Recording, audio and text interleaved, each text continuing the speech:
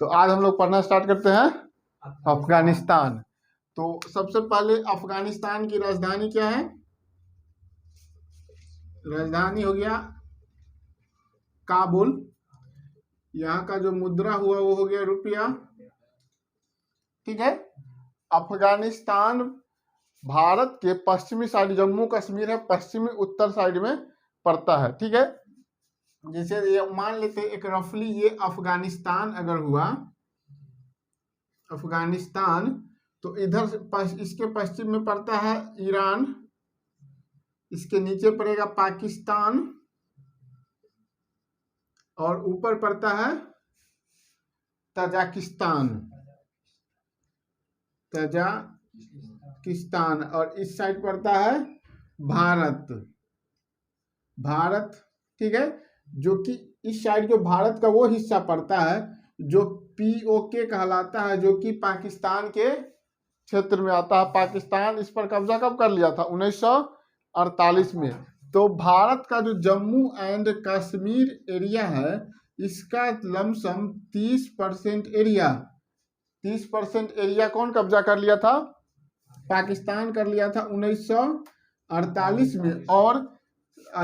और अक्साई चीन का 10% हिस्सा, पाकिस्तान भारत के जो ऊपरी जो हिस्सा लद्दाख, उस साइड से अक्साई चीन का 10% हिस्सा 1962 में कौन कब्जा कर लिया था? तो चीन कर लिया था कब्जा। ठीक है। तो यहाँ पर हम देखेंगे, अगर मानते अभी जो भारत का जो मैप है जो प्रेजेंट में, वो अगर पीओके अगर भारत के कब्जा में है अगर होता तो क्या होता? तो भारत और अफगानिस्तान का बॉर्डर साझा करता था। लेकिन ऐसे अभी तो भारत के कब्जा में नहीं है, लेकिन इसलिए साझा नहीं करता है। ठीक है। अगर पूछे भारत के जो अभी मैप है उसके अनुसार कितना परसेंट हिस्सा, चाहे कितना परसेंट, लमसम कितना किलोमीटर पाकिस्तान अफगानिस्तान से टच करता है भारत का, तो वो लमसम 96 किलोमीटर के आसपास अप्रोक्स साझा करता है। ठीक है। तो आप ये मैप बनाइए, लिखिए अफगानिस्तान लिखिए पहले, उसका राजधानी और मुद्रा के बारे में लिखिए।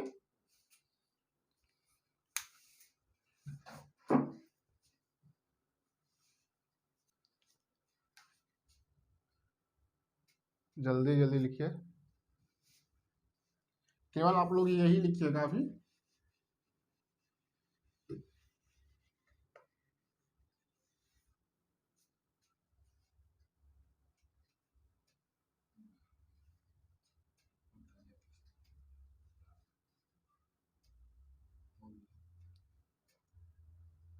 हो गया?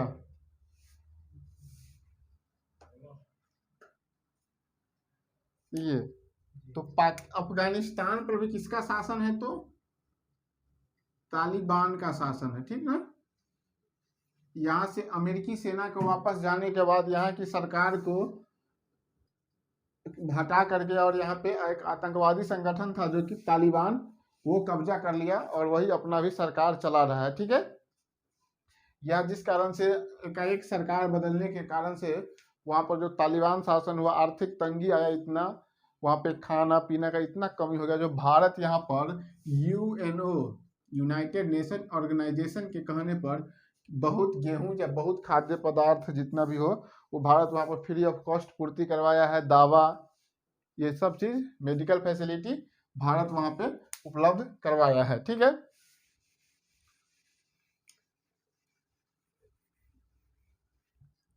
ये तो अफगानिस्तान का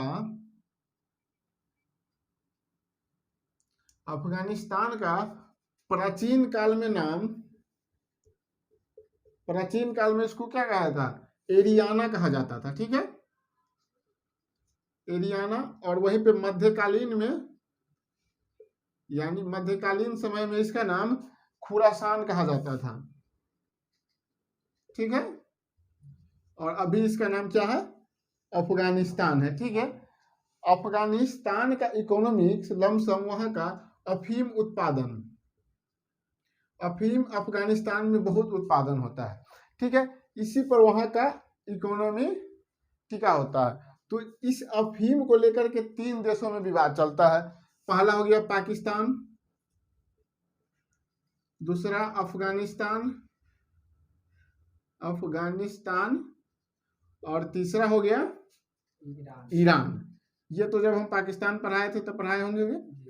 तो अफीम के लेकर के जो 3 देशों में विवाद है, पाकिस्तान, अफगानिस्तान और ईरान, इसको क्या कहते हैं? गोल्डन ट्रायंगल कहते हैं। गोल्डन ट्रायंगल के नाम से जाना जाता है। ठीक है, तो लिखिएगा, पहले ये लिख लीजिए आप। प्राचीन काल में अफगानिस्तान को एरियाना कहा जाता था। देखो, प्राचीन काल में अफगानिस्तान को एरियाना कहा जाता था।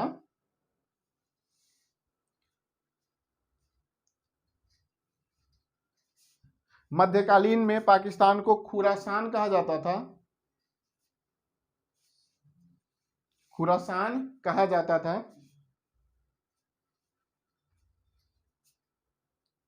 ठीक है, लिख लिए, नीचे से लिखिएगा। अफगानिस्तान का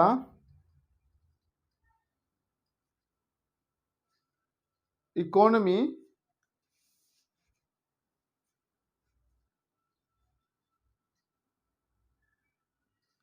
अफीम पे ही चलती है। अफगानिस्तान का इकोनॉमी अफीम पे ही चलती है।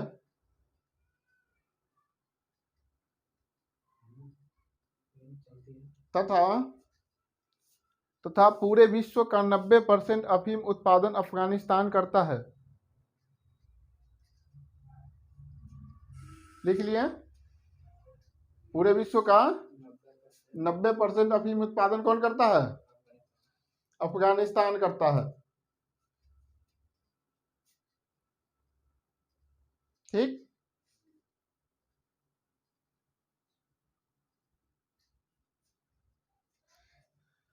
लिखिएगा नीचे से।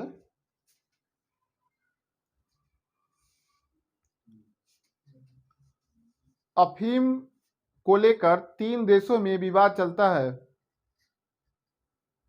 अफीम को लेकर 3 देशों में विवाद चलता है।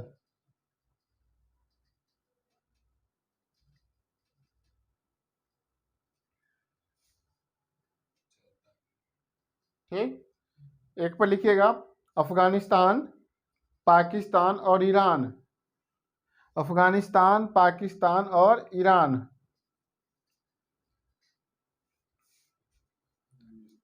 अफगानिस्तान, पाकिस्तान और ईरान।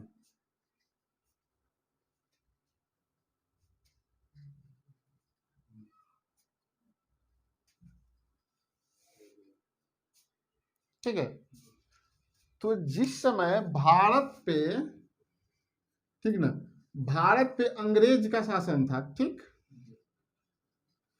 अंग्रेज का शासन था। तो उस समय जो ये भारत था, ये यहाँ इस साइड का कौन था? पाकिस्तान, अभी का पाकिस्तान, और इधर अफगानिस्तान था। ठीक है ना, तो अफगानिस्तान तो 1896 में अलग हो गया। ठीक है, तो उस समय भारत का एरिया पूरा ऐसे करके ऐसे था, वर्मा वगैरह सब भारत में था। ठीक, तो उस समय अंग्रेज जब भारत पर शासन कर रहा था, उस समय अफगानिस्तान एक बफर स्टेट था। अब बफर स्टेट किसको कहते हैं? देखिए, बफर स्टेट यानी बफर देश भी कह सकते हैं। देखिए, जब 2 देश, बड़े देशों के बीच में एक छोटा देश पड़ता है ना, तो उसी को बफर देश कहेंगे या बफर स्टेट के नाम से जानते हैं। ठीक है, तो जिस उस समय उस साइड से इधर रसिया का शासन था। रसिया, उज्बेकिस्तान, कजाकिस्तान, किर्गिस्तान, तजाकिस्तान वगैरह, ये सब जितना जो मध्य एशिया का देश था, उस समय वो यूएसएसआर का सदस्य था। ठीक ना, यूएसएसआर का सदस्य था। ठीक, तो उस समय यूएसएसआर एक बहुत बड़ा था, अभी भी बहुत बड़ा रसिया है, लेकिन 1991 में यह 15 भागों में टूट गया। तो 1991 के बाद ये अफगानिस्तान को बफर स्टेट नहीं कहा जा सकता, लेकिन उससे पहले उसको बफर स्टेट कहा जा सकता, क्योंकि वो 2 बड़े देशों के मध्य था। ठीक ना, स्थित था। तो इसी को लिखिएगा, जिस समय भारत पर अंग्रेज का शासन था, जिस समय भारत पर अंग्रेज का शासन था,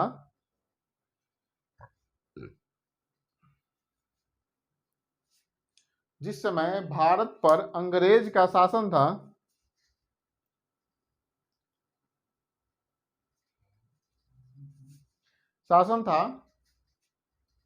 उस समय अफगानिस्तान को बफर देश के तौर पर गिना जाता था। बफर देश के तौर पर गिना जाता था। ठीक,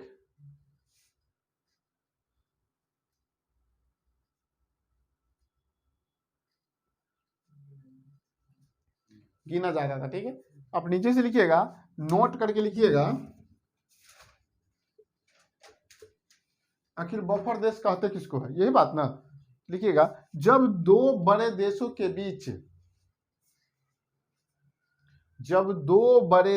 बीच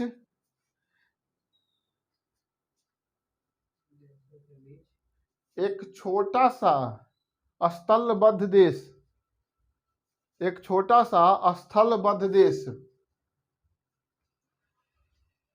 घिरा हो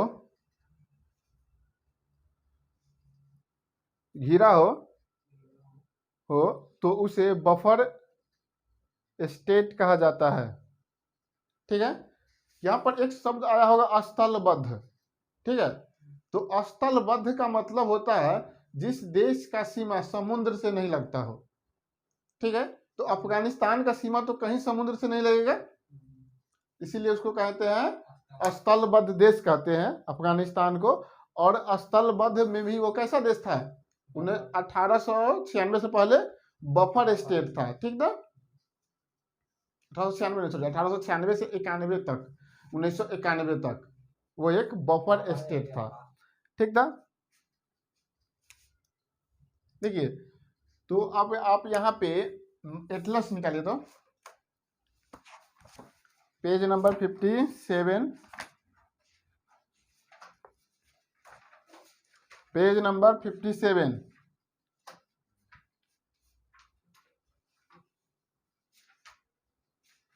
देखिएगा, यहाँ अफगानिस्तान होगा लिखा, उसके ऊपर होगा एक जगह, तो अफगानिस्तान के पूरब साइड, जहाँ अफगानिस्तान का 9 लिखा होगा उसके पूरब साइड आइएगा तो काबुल लिखा होगा। यहाँ देखिए, मिला, काबुल मिला, काबुल को हाईलाइट कीजिएगा, जो कि अफगानिस्तान का राजधानी हुआ। काबुल को हाईलाइट किए, ठीक है, और काबुल से डायरेक्ट पश्चिम साइड अफगानिस्तान के एकदम लास्ट छोर पर हेरात होगा। मिल गया हेरात, ठीक है, और यहाँ अफगानिस्तान का जहां ग लिखा होगा ना, उसके ठीक नीचे आइएगा तो कंधार होगा। अफगानिस्तान वहां पर गा लिखा होगा ना, उसके नीचे लिखा होगा कंधार, उसको हाईलाइट कीजिएगा। ठीक है, मिल गया। और अफगानिस्तान के जहां ता लिखा होगा उसके ऊपर होगा बमियान, बमियान जगह, उसको हाईलाइट कीजिएगा। कर लिए, देखिए, तो काबुल, कंधार, हेरात, ठीक है, इतना कर लिए, और मकरांत कर लिए। ठीक, इसको हाईलाइट कर लिए, काबुल, कंधार, हेरात कर लिए ना, मकरांत नहीं करना है, मकरांत अलग पड़ता है वहां पे। तो यहाँ पर सबसे पहले लिखिएगा बमियान, बमियान जगह है एक।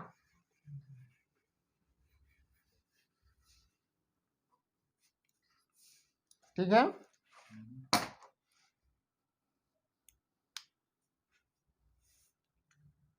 तो अफगानिस्तान के बमियान, बमियान में दुनिया का सबसे ऊंचा बौद्ध प्रतिमा था, जो कि पहाड़ को काटकर बनाया गया था। ठीक है ना, लेकिन इसको क्या किया, तालिबान उड़ा देता है, क्योंकि तालिबान जो संस्था है वो एक इस्लामिक संस्था था, जो धार्मिक रूप से बहुत ही कट्टर है।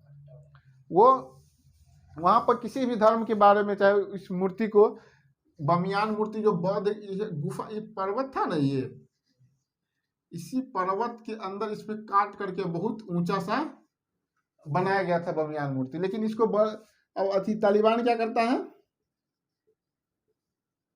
तालिबान इसको बम धमाका से उड़ा देता है। ठीक, ये एक अफगानिस्तान के लिए बहुत बड़ी भूल होता है, क्योंकि देखिए किसी भी देश में अगर धार्मिक स्थल है तो वहां पर बौद्ध धर्म के लोग आएंगे, घूमने आएगा। बौद्ध धर्म के कौन, क्या म्यांमार साइड से हो गया, चीन हो गया, कंबोडिया, वियतनामी साइड में क्या बौद्ध धर्म अधिक विकास है। ठीक है, तो यहाँ से लोग घूमने जाते थे वहां देखने इस मूर्ति को, जिससे क्या होता था, उसको इनकम होता था। लेकिन क्या किया, इसको उड़ा देता है। ठीक ना, उड़ाने की वजह से इसका यहाँ पर पर्यटन का क्या होगा, लॉस होगा, इसके बहुत इकोनॉमिकल इसका क्षति पहुंचता है। ऑलरेडी एक अफगानिस्तान जो एक पहाड़ी इलाका है, वहां पर खेती वगैरह उतना होता नहीं है, जिस कारण से वहां का इकोनॉमी मेन रूप से 90% किस चीज की खेती पर आश्रित है, अफीम पर। पूरे दुनिया का 90% अफीम कहाँ उपजाया जाता है, अफगानिस्तान में। इस बमियान मूर्ति को तोड़ने की वजह से भारत के पूर्व साइड में एक देश है म्यांमार, म्यांमार में, वहां म्यांमार एक बौद्ध धर्म बहुलता वाला देश है। ठीक है, तो इसी बीच में एक बमियान के मूर्ति के टूटने के कारण ही कहां पर विद्रोह हो गया था, म्यांमार में विद्रोह हो गया। जो भाई तू मेरे धर्म के मूर्ति को तोड़ रहा है तो तू मेरे यहाँ क्यों रहेगा। तो वहां से बहुत से मुस्लिम को मार मार करके वहां से भगा दिया गया था। कहां से, म्यांमार से। ठीक है, इसी को लिखिएगा आप, बमियान लिखा दे दीजिए। लिखिए, अफगानिस्तान के बमियान प्रांत में, अफगानिस्तान के बमियान प्रांत में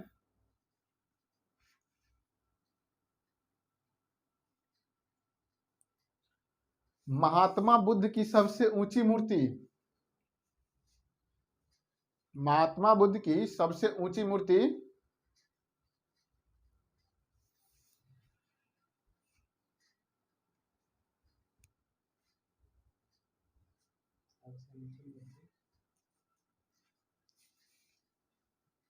सबसे ऊंची मूर्ति को तालिबान द्वारा नष्ट कर दिया जाता है।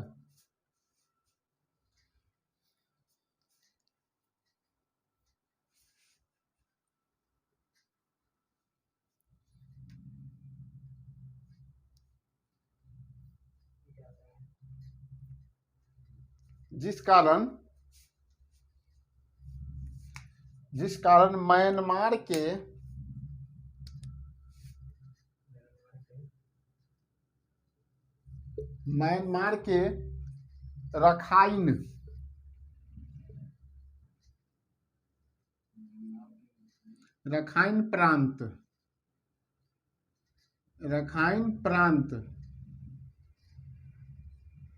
रखाइन प्रांत में रोहिंग्या मुसलमानों के ऊपर हमला किया जाता है। भाई अब इसमें इसका क्या गलती था, गलती था कहाँ का, अफगानिस्तान में। वहां का तालिबान का भुगतना किसको पड़ा था, रोहिंग्या को पड़ा था, जो कि वहां से बहुत बड़ी मात्रा में वहां से पलायन किया था। और भारत के कई क्षेत्रों में वो अभी निवास करते हैं, बांग्लादेश में निवास करते हैं, बहुत जगह पे। देखिएगा, वर्तमान में गौतम बुद्ध की सबसे ऊंची प्रतिमा स्प्रिंग बुद्धा, वर्तमान में गौतम बुद्ध की सबसे ऊंची प्रतिमा स्प्रिंग बुद्धा है, जो कि चीन में है। स्प्रिंग बुद्धा कहाँ पे है, चीन में है। वर्तमान में गौतम बुद्ध की सबसे ऊंची प्रतिमा स्प्रिंग बुद्धा, जो कि चीन में है।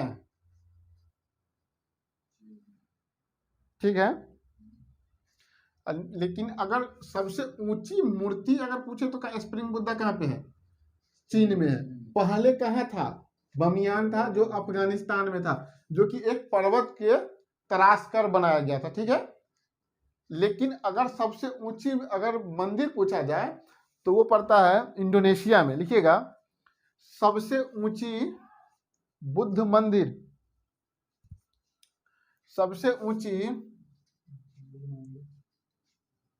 बुद्ध मंदिर इंडोनेशिया, इंडोनेशिया, इंडोनेशिया के बाली, इंडोनेशिया की एक जगह है बाली, वहां पे है।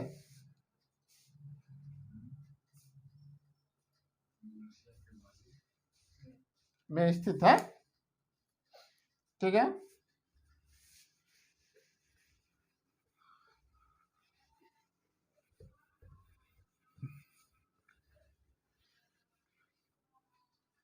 तो यहां पर हम देखे थे अफीम, अफीम में क्या देखे थे, 90% कहाँ उत्पादित होता है, अफगानिस्तान में होता है, ठीक है। इसके लेकर के विवाद है जिसे गोल्डन ट्रायंगल के नाम से जाना जाता है। किसके किसके बीच है, अफगानिस्तान, पाकिस्तान और ईरान के मध्य, ठीक है। ईरान के मध्य, इसको किस नाम से जाना जाता है, गोल्डन ट्रायंगल, ट्रायंगल नाम से जाना जाता है, ठीक है। वहीं पे अगर अफीम से पूछा जाए, अफीम से कौन दवा बनाया जाता है, तो मार्फिन दवा, अफीम से मार्फिन दवा बनाया जाता है, ठीक है। नीचे से लिखिए, अफीम से मार्फिन दवा बनाया जाता है।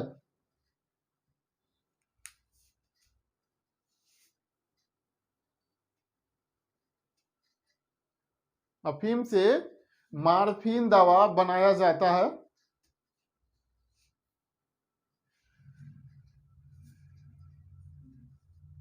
ठीक है। तो बात है, देखिएगा नीचे से, अब नीचे से वहां पे लिखना है आपको। देखिए, अफगानिस्तान पर, अफगानिस्तान पर सबसे पहले हमला कौन किया अगर पूछा जाए तो रसिया किया था। अफगानिस्तान पर सबसे पहले हमला कौन किया, रसिया किया था। जब हम पाकिस्तान पढ़ा रहे थे तो उसमें पढ़ाए होंगे कि पाकिस्तान के ओटावाबाद, ओटावाबाद में 2 मई 2011 को किसको मारा गया था, लादेन को मारा गया था। लादेन को मारा गया था, किस लिए मारा गया था, क्योंकि ये यूएसए यानी अमेरिका के world trade centre, world trade centre पे हमला किया था, जिसमें अमेरिका के कितने लोग मारे गए थे, 4000 लमसम लोग मारे गए थे। ये वर्ल्ड ट्रेड पर हमला कैसे हुआ था, जैसे देखिए, पैसेंजर जो प्लेन होता है ना, उसको हाईजैक कर लिया गया था और वर्ल्ड ट्रेड सेंटर में डायरेक्ट उस प्लेन को टकरा दिया, जिसमें जो प्लेन में जो आदमी था वो भी मारा गया और अंदर था वो भी मारा गया, ठीक है। बहुत, और वर्ल्ड ट्रेड सेंटर देखते ही देखते कुछ देर में वो गिर जाता है, ठीक ना। तो ये अमेरिका पर हमला हुआ था, 26/11 को हुआ था।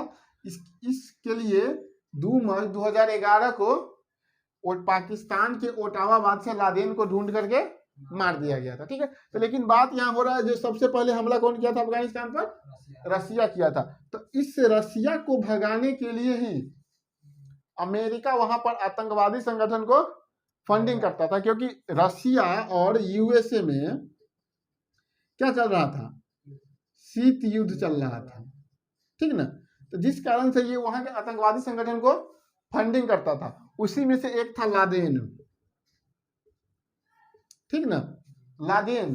तो लादेन को भी कौन फंडिंग करता था, अमेरिका ही फंडिंग करता था। लेकिन जब यहां से रसिया भाग जाता है तो पता नहीं इसके दिमाग में क्या चलते रहता है, ये अमेरिका के ऊपर ही हमला कर देता है, ठीक ना। इस कारण से लादेन को अमेरिका खोज करके 2 मई 2011 को पाकिस्तान के ओटावाबाद में उसे मार देता है, ठीक है। लिखिएगा इस बात को। लिखिएगा, अफगानिस्तान पर सर्वप्रथम हमला रसिया द्वारा किया गया। अफगानिस्तान पर सर्वप्रथम हमला रसिया द्वारा किया गया।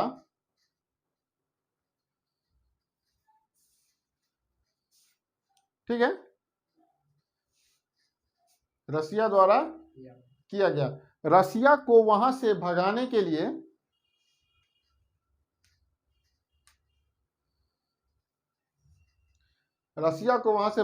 लिए अमेरिका ने लादेन की मदद किया था।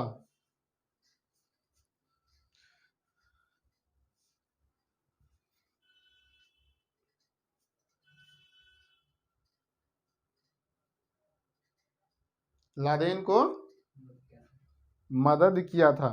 यही लादेन 26/11 को यही लादेन 26/11 को अमेरिका के वर्ल्ड ट्रेड सेंटर पर हमला कर देता है।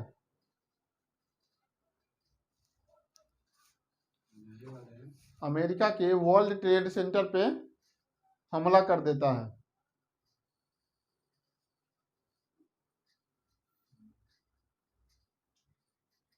जिसमें 4000 लोग मारे जाते हैं।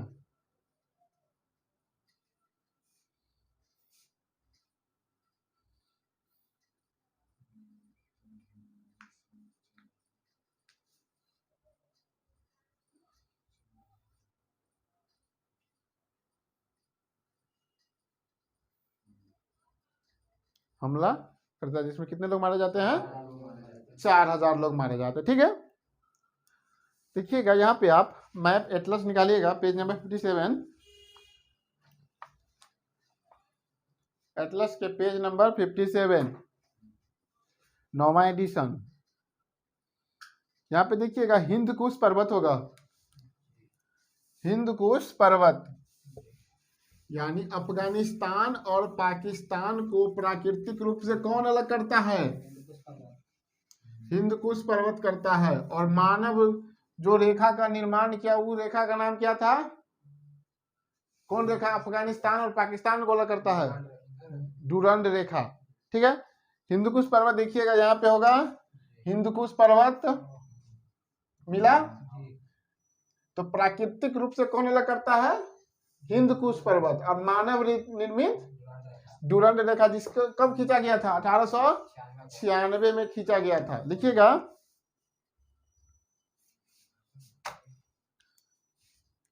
पाकिस्तान और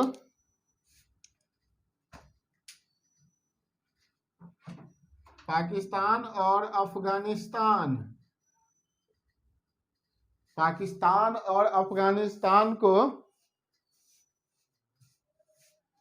प्राकृतिक रूप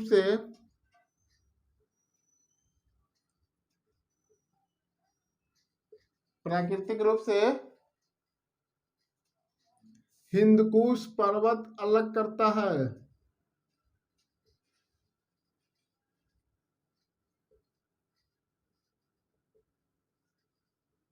हिंद कुश पर्वत अलग करता है, जबकि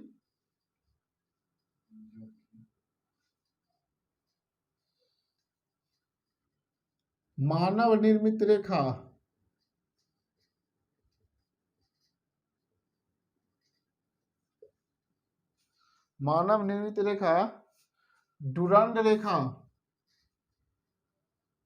डुरंड रेखा अलग करता है। ठीक है, तो यानी पूछे अगर आपसे क्वेश्चन में, जो पाकिस्तान और अफगानिस्तान को प्राकृतिक रूप से कौन अलग करता है? तो हिंद कुश पर्वत। और मानव निर्मित, जो मानव द्वारा खींची गई लाइन है, वो डुरंड लाइन, जो कब खींचा गया था? 1896 में खींचा गया था। ठीक है,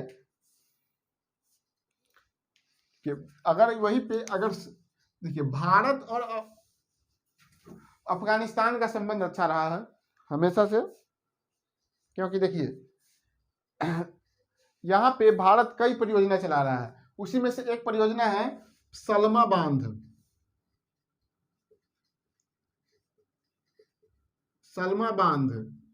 सलमा बांध कौन बना रहा है? तो भारत बना रहा है। कहां पे? अफगानिस्तान में।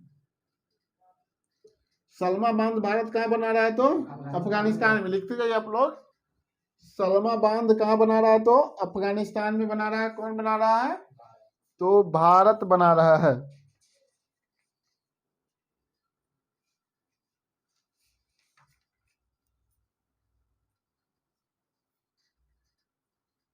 ठीक है, सलमा बांध अफगानिस्तान में कौन बना रहा है? तो भारत बना रहा है। ठीक है, भारत अफगानिस्तान को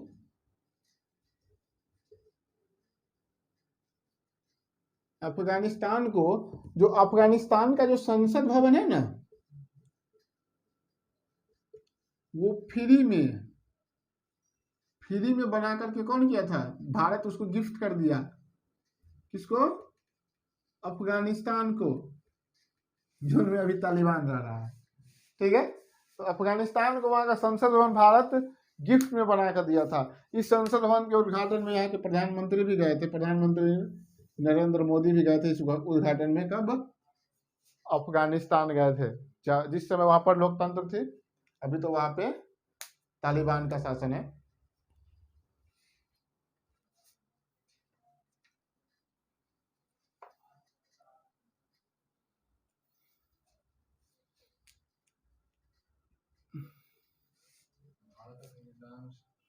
क्या लिखे? संसद। देखिए, भारत जो अफगानिस्तान में जो संसद भवन है ना, वो फ्री ऑफ कॉस्ट बना करके खुद से और अफगानिस्तान सरकार को गिफ्ट में सौंप दिया था। ठीक है, और यहां पर एक जगह हम आपको हाईलाइट करवाए थे, काबुल, जो वहां का कैपिटल था, कंधार और हेरात और बमियान करवाए थे। बमियान के बारे में पढ़ा दिए। काबुल, कंधार, हेरात और एक जगह होगा मकरांत। ठीक ना? तो बात है, जब भारत प्राचीन काल की बात है, समझे, जब भारत पर चंद्रगुप्त मौर्य का शासन था। ठीक है, तो चंद्रगुप्त मौर्य पर इस अफगानिस्तान साइड में और अफगानिस्तान और पश्चिमी पाकिस्तान में उस समय सेलुकस निकेटर का शासन था।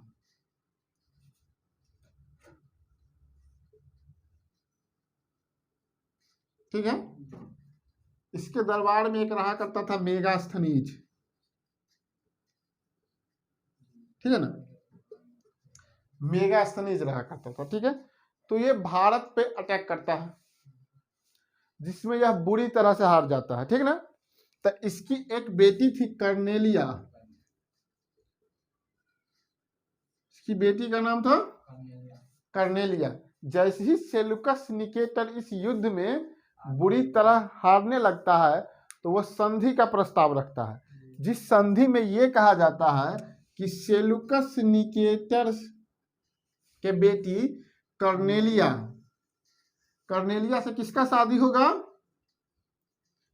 चंद्रगुप्त मौर्य का शादी होगा। ठीक है, और बदले में चंद्रगुप्त मौर्य 500 हाथी 500 हाथी किसको देगा? चंद्रगुप्त मौर्य देगा। किसको? सेलुकस निकेटर को। और इसके बदले में सेलुकस निकेटर मेगास्थनीज को और अपनी बेटी से शादी किसका कराएगा? चंद्रगुप्त मौर्य को। और उपहार स्वरूप काबुल, कंधार, मकरांत और हेरांत प्रांत चंद्रगुप्त मौर्य को दे देगा। यानी एक दहेज का ही एक तरह से।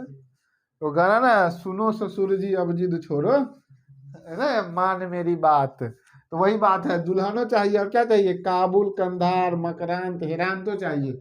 और बदले में मेगास्थनीज जो राजनीति बहुत चतुर आदमी था, ये भी चाहिए। तो मेगास्थनीज एक बुक लिखा था, इंडिका बुक लिखे हुआ है। कौन लिखे हुआ है? मेगास्थनीज, जिसमें पटना के प्रशासन या चंद्रगुप्त मौर्य के प्रशासन के बारे में इसमें चर्चा देखने को मिलता है। ठीक है, तो इसको आप लिखिएगा एक बार।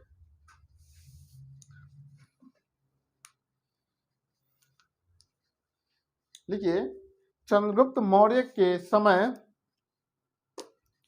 चंद्रगुप्त मौर्य के समय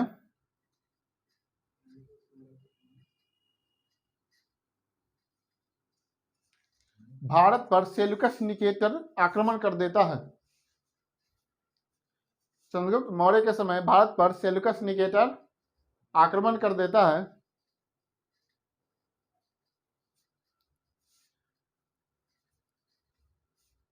इस युद्ध में आक्रमण कर देता है। इस युद्ध में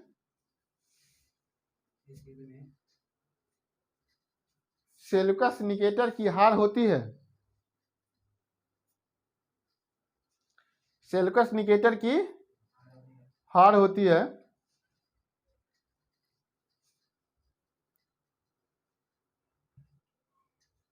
तथा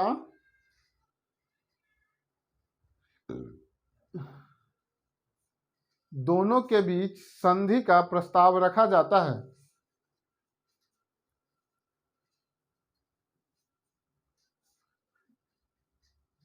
संधि का प्रस्ताव रखा जाता है, ठीक है। और नीचे एक लाइन छोड़ के लिखिएगा नीचे से,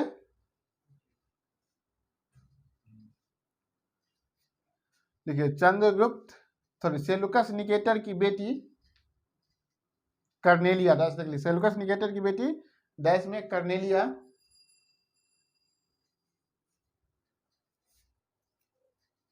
कॉर्नेलिया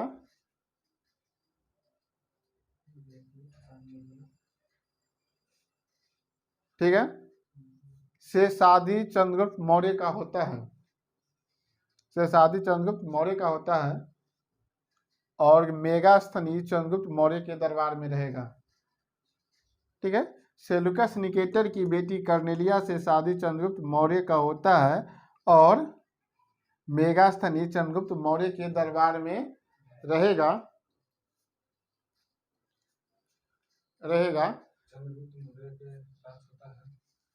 होता है तथा मेगास्थनी चंद्रगुप्त मौर्य के दरबार में रहेगा। चंद्रगुप्त मौर्य के दरबार में रहेगा।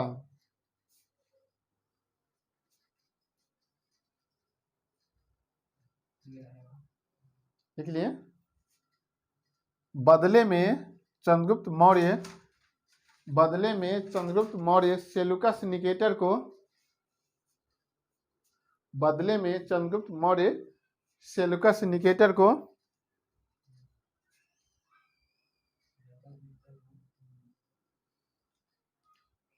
सेल्यूकस निकेटर को 500 हाथी उपहार स्वरूप देता है। 500 हाथी उपहार स्वरूप दे देता है। किसको? तो सेल्यूकस निकेटर को, ठीक है। इसको मिटा दो।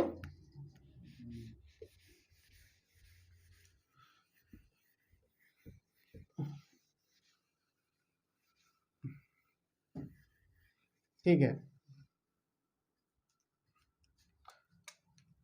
हिंदकुश पर्वत कहाँ अगर पड़ता है तो अफगानिस्तान प्लस पाकिस्तान के बॉर्डर पे पड़ता है। और पारमोशियम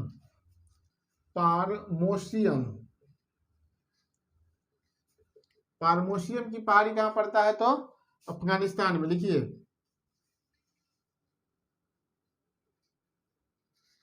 पारमोशियम की पहाड़ी कहाँ पड़ता है तो अफगानिस्तान में पड़ता है।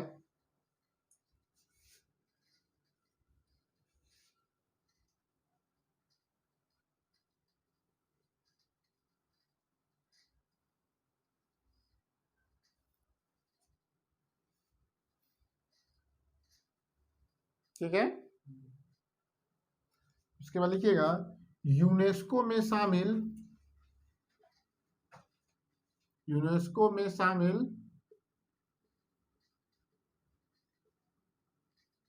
अफगानिस्तान के स्थल। यूनेस्को में शामिल अफगानिस्तान के स्थल। पहला पर लिखिए जाम के मीनार।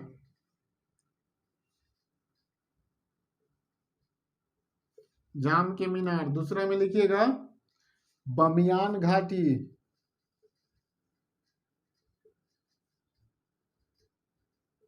बमियान घाटी।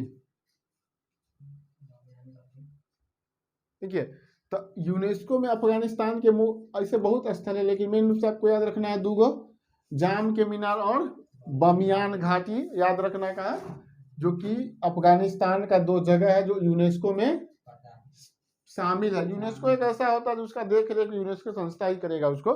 ठीक है, और इस अगर सबसे बड़ा शहर पूछे अफगानिस्तान के, सबसे बड़ा शहर तो काबुल होगा,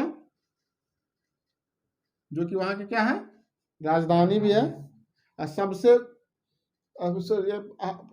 प्रमुख हवाई अड्डा है, प्रमुख हवाई